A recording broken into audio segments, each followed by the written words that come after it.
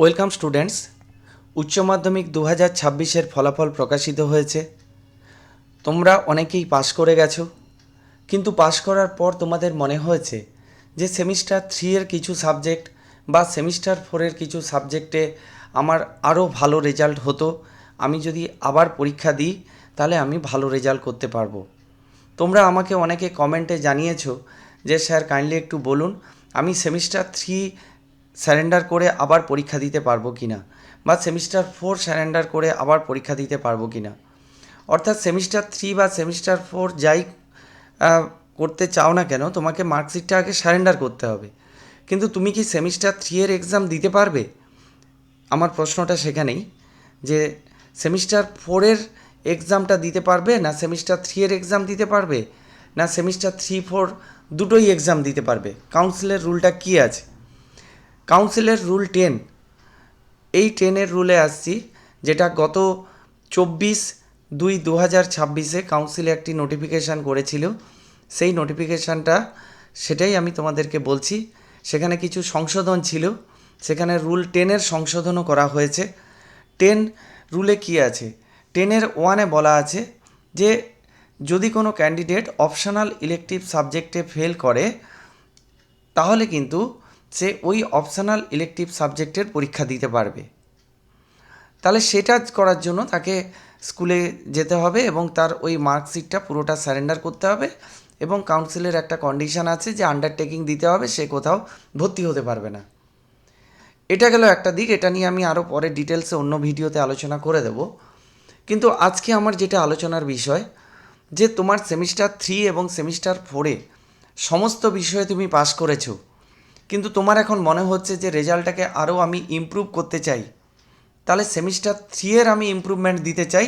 Semester 4-এ যা পেয়েছি ঠিক আছে, কিন্তু সেমিস্টার 3-এর ইমপ্রুভমেন্ট দিতে চাই।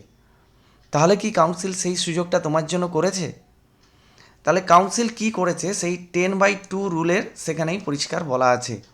আমি এই রুলটা প্রতিটা লাইন ধরে ধরে তোমাদের সঙ্গে বলছি, তোমাদের সামনে আলোচনা করে দিচ্ছি। আমার এই ভিডিওটি ভালো লেগে থাকলে অবশ্যই লাইক করে দিও এবং কমেন্ট করে তোমাদের মতামত জানাও এবং তোমাদের বন্ধুদের মধ্যে শেয়ার করে দিও।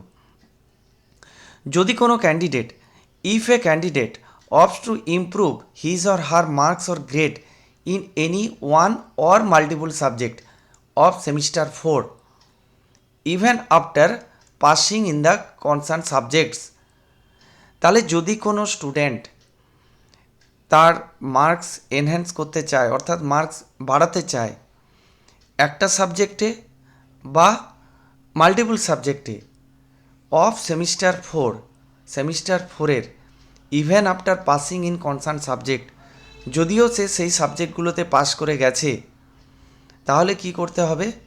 সে কি করবে? He or she may do so by submitting such option through his or her head of the institution and appearing the semester 4 examination in the respective subjects afresh in next academic ইয়ার।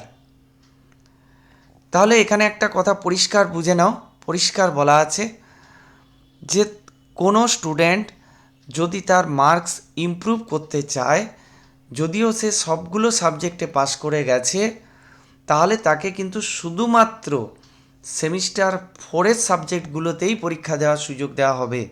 এখানে semester 3-র কোনো কথা লেখা নেই।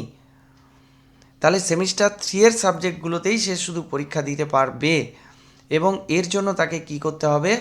তাকে রেজাল্টটা surrender করতে হবে। Surrender কিভাবে করবে? তার মার্কশিট এবং পাস সার্টিফিকেট স্কুলে সাবমিট করবে, এবং সঙ্গে আরও একটা ডকুমেন্ট সাবমিট করবে। সেটা হচ্ছে কি? সেটা হচ্ছে একটা আন্ডারটেকিং। সেই আন্ডারটেকিংটা এখানে পরিষ্কার বলা আছে। আন্ডারটেকিং দেবে যে কোনো ইনস্টিটিউট বা কোনো ইউনিভার্সিটিতে সে অ্যাডমিশান নিতে পারবে না on the basis of the existing marksheet and pass certificate.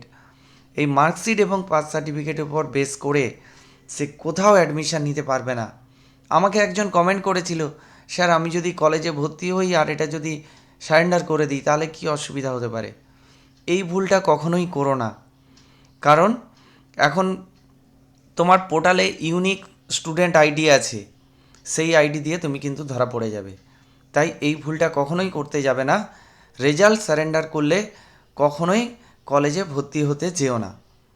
তাহলে এখানে যে কথাটা বলা আছে, সেমিস্টার 4-এর শুধুমাত্র রেজাল্ট সারেন্ডার হবে, সেমিস্টার 3 যেমন ছিল তেমনই থেকে যাবে, আর সেমিস্টার 4 এক্সাম সে দিতে পারবে in the respective subject or subjects fresh, মানে ফ্রেশ ক্যান্ডিডেট হিসাবে ফ্রেশলি দিতে পারবে in the next academic year, পরের অ্যাকাডেমিক ইয়ারে দিতে পারবে। In such case the candidates need to surrender his or her marksheet to the council within 30 days from the date of publication of result. তাহলে হেডমাস্টারের through দিয়ে কাউন্সিলে তাকে marksheet surrender করতে হবে রেজাল্ট পাবলিকেশানের 30 দিনের মধ্যে। তাহলে আমি নিশ্চয়ই তোমাদের বোঝাতে পারলাম যে এই নোটিফিকেশান অনুযায়ী বা এই রুল অনুযায়ী তুমি সেমিস্টার 3-এ মার্কস ইমপ্রুভমেন্ট করতে চাইলেও আর পারবে না।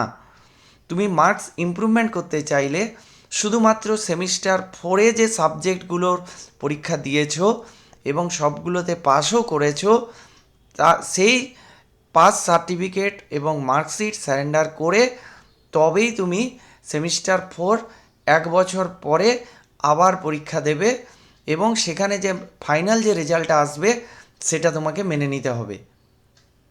তুমি কিন্তু আগের রেজাল্ট চাইলেও আর পাবে না। তো আজকের ভিডিওটা এই পর্যন্ত।